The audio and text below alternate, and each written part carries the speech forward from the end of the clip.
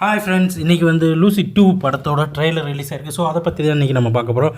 இது வரைக்கும் நம்ம சேனலை சப்ஸ்கிரைப் பண்ணாதவங்க நம்ம சேனலை சப்ஸ்கிரைப் பண்ணிக்கோங்க. அண்ட் தென் இந்த படத்தில் வந்து பார்த்திங்கன்னா லூசி 2வோட ரிலீஸ் வந்திருக்கு. என்ன அப்படின்னா, ஏற்கனவே தெரியும் லூசி 1ல் வந்து பார்த்திங்கன்னா அந்த ட்ரக்கை அவங்க ஓவர ஹீரோயின் எடுத்துக்கிட்டதுனால அவளோட பவர் அண்ட் எல்லாமே வந்து பார்த்திங்கன்னா ரொம்ப பயங்கரமாக முன்னேறி இருக்கும். ஸோ அதே தான் இங்கேயும் தொடருது. லூசி 2வில் வந்து பார்த்திங்க என்ன ஆகுது அப்படின்னா, அந்த ஓவரான ட்ரக்ஸ் அவங்க எடுத்துக்கிறதுனால அவளோட பவர் வந்து ரொம்ப பயங்கரமான லெவலில் அப்சர்வ் ஆகிட்டு இருக்கு. என்ன அப்படின்னா, அவள் தன்னை சுற்றி இருக்கிற ஒவ்வொரு எலக்ட்ரான்ஸ் அண்ட் நியூட்ரான்ஸ் அந்த அணு அளவுக்கு அது கண்ட்ரோல் பண்ணக்கூடிய அளவுக்கு அவளோட பவர் வந்து இன்க்ரீஸ் ஆகுது.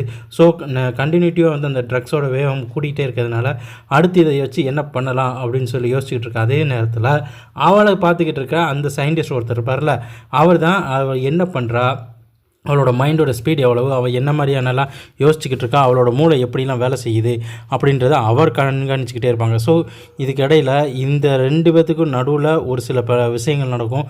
அவள் மூளையை வந்து சில கண்ட்ரோல் பண்ணி அதை வச்சு இந்த உலகத்தை அழிக்கிறதுக்கு அவங்க நிறைய பிளான் பண்ணுவாங்க. அவங்களுக்கு தேவையானதெல்லாம் நடத்தணும். அதுக்கு என்ன செய்யலாம்னு யோசிக்கும்போது அவள் தன்னையே வந்து ஒரு புது டிஎன்ஏ உருவாக்கி அந்த டிஎன்ஏ மூலயமா தன்னை வேறு ஒரு பரிணாமத்துக்கு கொண்டு போகிற மாதிரி செய்வாள். அதாவது அவளால் நிகழ்காலத்துக்கும் போக முடியும், இருந்து எதிர்காலத்துக்கும் அதே மாதிரி கடந்த காலத்துக்கும் தன்னால் போக மாதிரியான ஒரு பவர் அவர் வந்து இன்க்ரீஸ் பண்ணுவாள். அதனால் அவள் வந்து அதை டிஎன்ஏல நிறைய சேஞ்ச் பண்ணிக்கிட்டு இருப்பாள். அது அவளால் மட்டும்தான் பண்ண முடியும்.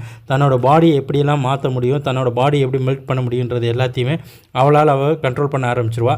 அது மட்டும் இல்லாமல் தன்னை சுற்றி இருக்கிற எல்லா பவரையும் அப்சர்வ் பண்ணுறது மட்டும் இல்லாமல் அவரால் பிளாக் ஹோலையும் உருவாக்கி அதுக்குள்ளே என்ன நடக்குது ஏது நடக்குதுன்ற வரைக்கும் அவரால் ஆராய்ச்சி செய்ய முடியும்.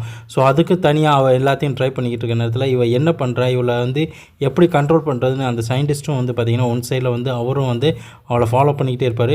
பட் அது வந்து அவரால் முடியாது. அவரோட மூளை வந்து அதை விட அவர் நினச்சதை விட பயங்கரமான வேகத்தில் வேலை செய்ய ஆரம்பிச்சிருக்கோம். ஸோ இந்த கட்டத்தில் தான் ஹீரோயின் வந்து எப்படி இந்த இதுலேருந்து தப்பிச்சு வெளியே வராங்கன்றத இந்த படத்தோட மிச்ச கதையாக இருக்கும். ஸோ இன்னும் இந்த படத்தோட ஃபுல் கதை இல்லை. நன்றி, வாய்.